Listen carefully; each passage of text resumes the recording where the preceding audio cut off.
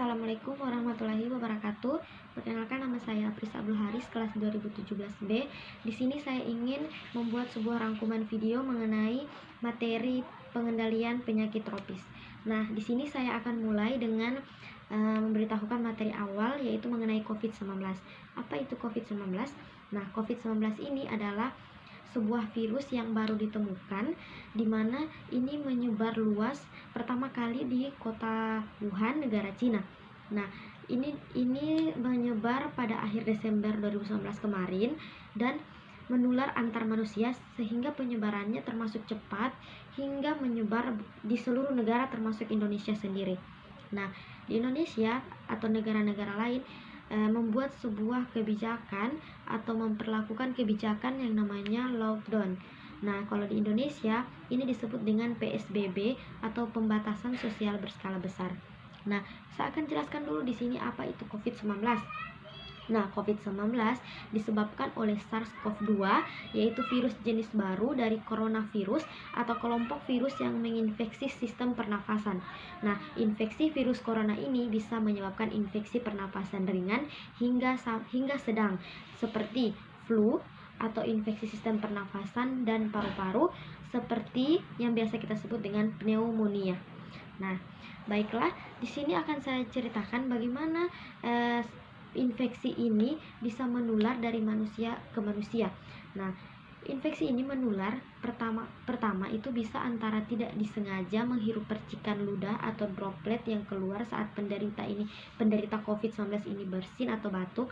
Yang kedua, memegang mulut, hidung, mata tanpa mencuci tangan terlebih dahulu setelah menyentuh benda yang telah disentuh oleh atau yang telah terkena droplet penderita COVID-19.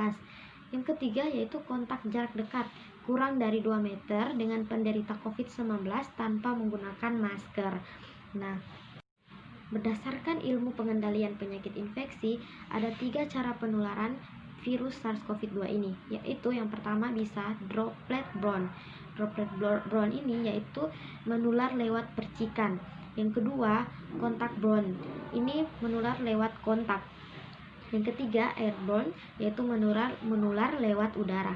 Nah, dalam kondisi reguler, COVID-19 ini menular melalui droplet atau percikan, dan kontak borne, yaitu menular lewat kontak. Nah, droplet ini melalui percikan dan bercakap dengan jarak kurang dari 1,5 meter. Nah, virus ini berada dalam percikan penderita dan masuk ke dalam orang lain atau organ orang lain melalui mata, hidung, dan mulut. Nah, penderita yang batuk dan menutup mulut dan hidung lalu menjabat tangan dengan orang lain. Nah, orang lain ini memegang hidungnya, mulutnya, dan matanya, maka ini bisa menyebabkan ia bisa terinfeksi. Materi kedua akan saya jelaskan mengenai virologi. Mungkin sebelumnya sudah kita dengar atau sudah pernah kita pelajari di semester sebelumnya mengenai virologi. Virologi ini adalah ilmu yang mempelajari tentang virus. Nah, sebenarnya apa sih itu virus? Nah, virus ini adalah agen subselular kecil yang tidak dapat berkembang biak di luar sel inang. Artinya, dia ini hanya bisa tumbuh dan berkembang biak di dalam sel inang atau sel host seperti kita manusia.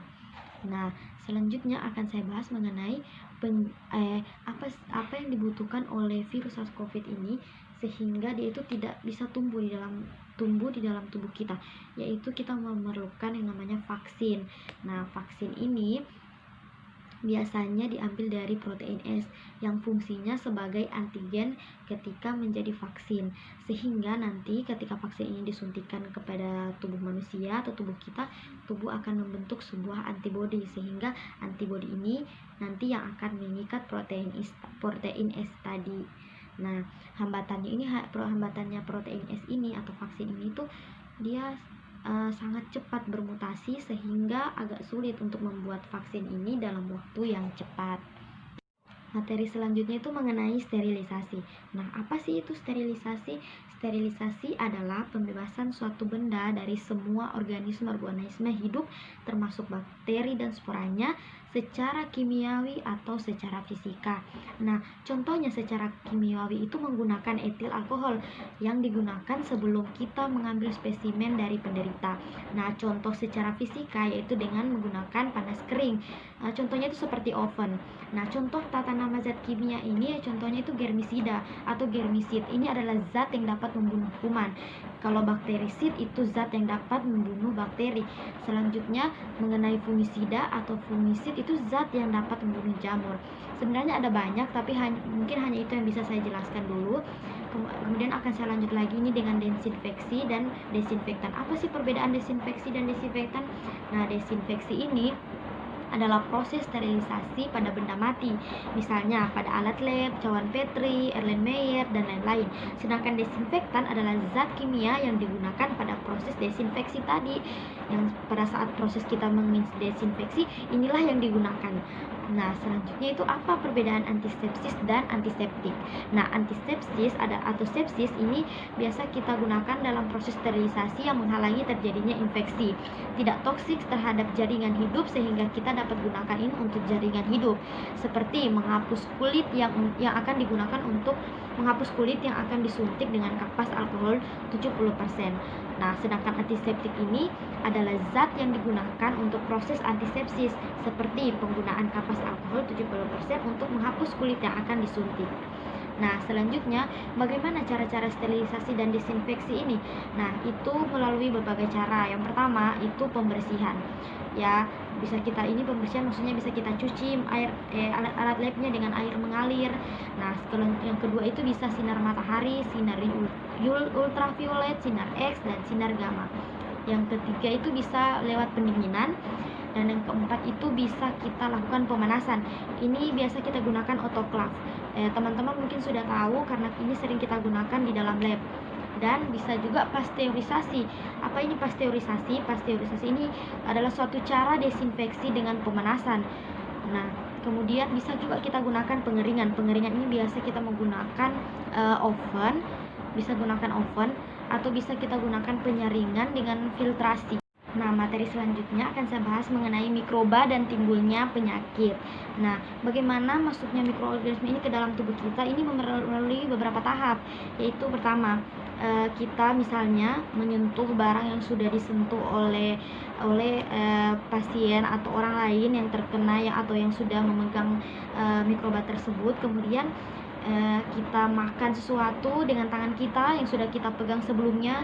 Nah, maka mikroba ini akan masuk ke dalam jaringan tubuh kita. Kemudian di dalam tubuh kita dia akan berkembang biak dan akan menyerang sistem imun, dan barulah nanti dia akan menimbulkan gejala penyakit yang disebut infeksi. Nah, selanjutnya gejala klinik ini dia bisa akan menimbulkan gejala klinik yang diakibatkan oleh bisa melalui infeksi yang bisa sembuh atau reversible, atau bahkan dengan gejala sisa dengan kelainan patologi irreversible. Sebagai contoh ini radang paru-paru atau pneumonia. Ini disebabkan oleh Streptococcus pneumoniae. Biasanya ini reversible ya, karena dia bisa sembuh nantinya dan kembali dengan normal begitu bibit penyakitnya ini dihilangkan. Tetapi pada penyakit tertentu seseorang dapat saja mengandung bibit penyakitnya walaupun ia sudah tidak menunjukkan gejala penyakit tersebut. Contohnya ini seseorang yang terkena penyakit tipes, biasanya ini di dalam kandung empedunya ini sudah masih mengandung Salmonella typhi, bakteri Salmonella typhi, sehingga sewaktu-waktu dia dapat mengeluarkan melalui fesesnya walaupun sudah tidak menunjukkan gejala penyakitnya. Nah, orang ini yang seperti yang saya jelaskan tadi itu disebut dengan carrier atau pembawa kuman. Nah, status carrier ini bisa berlangsung lama atau sebentar. Carrier ini sangat berbahaya bagi orang lain maupun terhadap dirinya sendiri. Kenapa? Karena ini biasanya membuat terjadinya reinfeksi atau terjadinya infeksi ulangan. Nah, bagaimana cara penularan penyakit infeksi ini? Nah, dia itu melalui kontak jasmania yang terdiri dari kontak langsung dan kontak tidak langsung. Nah, kalau kontak langsung ini biasanya melalui biasanya contoh penyakitnya seperti HIV/AIDS. Ini penyakit seks ya, yang ditularkan melalui melalui dari hubungan seksual, dan kedua itu bisa kontak tidak langsung. Ini biasanya melalui ini biasanya ini biasanya kontak tidak langsung, biasanya berhubungan dengan penderita, misalnya bahan-bahan yang sudah dia pegang terus kita pegang lagi, atau misalnya bekas suntik yang terus kemudian kita menggunakannya, ini disebut kontak tidak langsung. Nah, terus yang kedua tadi kan ada pertama melalui kontak jasmania, dan yang kedua ini dia melalui makanan dan minuman. Nah, yang terus ketiga melalui serangga, dan yang keempat melalui udara, dan yang kelima maksudnya melalui udara ini penyakitnya ini menular melalui saluran pernapasan kita. Dan saya lanjutkan di upaya, bagaimana upaya kita untuk melakukan pencegahan penyakit infeksi ini. Nah, upaya kita yaitu cara paling efektif yaitu melakukan vaksinisasi.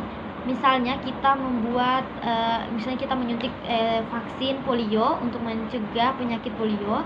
Kemudian bisa kita mengonsumsi obat-obatan, atau meningkatkan sanitasi lingkungan. Ini sangat penting, peningkatan sanitasi lingkungan dan higien pribadi kita sendiri agar kita bisa menghindar dari jenis-jenis penyakit yang baru maupun yang sudah lama.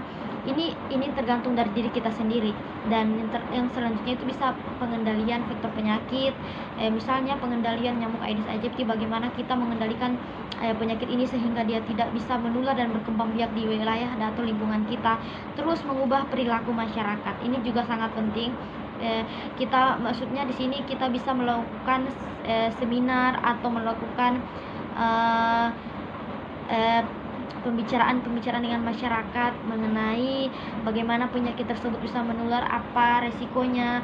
Nah, ini sangat penting agar masyarakat ini lebih mengetahui tentang penyakit tersebut, jadi mereka bisa mengerti dan menghindari bagaimana penyakit ini bisa berisiko kepada mereka. Nah, daya pertahanan tubuh kita ini dihadapkan dengan bibit penyakit. Bagaimana daya pertahanan kita? Maksudnya di sini, bila seseorang ditulari bibit penyakit, belum tentu orang itu akan menjadi sakit. Nah, hal ini bergantung pada 3 hal. Yang pertama, perlu diingat ini tergantung dari virulensinya atau bibit penyakitnya. Maksudnya makin ganas bibit penyakitnya, makin ganas bibit penyakit yang masuk ke dalam tubuh kita, maka makin besar kemungkinannya untuk menjadi sakit. Dan yang kedua, jumlah bibit penyakit yang masuk. Artinya makin banyak bibit penyakit yang masuk ke dalam tubuh kita, maka semakin besar kemungkinan kita untuk menjadi sakit. Dan yang ketiga, daya tahan tubuh kita sendiri. Maksudnya bila meskipun penyakitnya itu ganas dan bibit penyakitnya itu banyak yang masuk, tetapi daya tahan tubuh kita kuat, kemungkinan besar kita akan lebih tidak mudah menjadi sakit. Nah, tetapi pada orang yang daya tahan tubuhnya ini rendah, seperti orang yang terkena penyakit AIDS, ini biasanya akan menimbulkan gejala penyakit, karena daya tahan tubuhnya itu lebih rendah. Nah, bagaimana daya tahan tubuh ini, pertahanan tubuh ini menghadapi infeksi? Nah, daya tahan tubuh kita ini dapat dibagi menjadi 2, yaitu yang pertama, hal-hal yang dapat mencegah masuknya invasi mikroba dari patogen dari luar, dan yang kedua, hal-hal yang membuat bibit penyakit yang sudah masuk ke dalam jaringan tubuh menjadi tidak berdaya. Nah, perlu kita ingat hal-hal yang dapat mencegah masuknya mikroba patogen tadi yang dari luar, itu kita perlu menjaga kulit kita, perlu menjaga tubuh kita, perlu menjaga kesehatan kita sendiri. Dan yang kedua itu tadi, hal-hal yang membuat penyakit itu sudah masuk ke dalam jaringan tubuh menjadi tidak berdaya, yaitu yang pertama, ini sangat penting, yaitu pertahanan non-spesifik dan pertahanan spesifik seperti humoral immunity. Nah, pertahanan ini dilakukan oleh antibodi dan antitoksin yang dapat menahan serangan mikroba baik terhadap sel mikrobanya maupun terhadap toksin atau racun yang dapat dihasilkan oleh mikroba tersebut. Baiklah, mungkin hanya ini materi yang saya rangkum yang bisa saya jelaskan di dalam video ini. Kurang lebihnya saya mohon maaf. Assalamualaikum warahmatullahi wabarakatuh.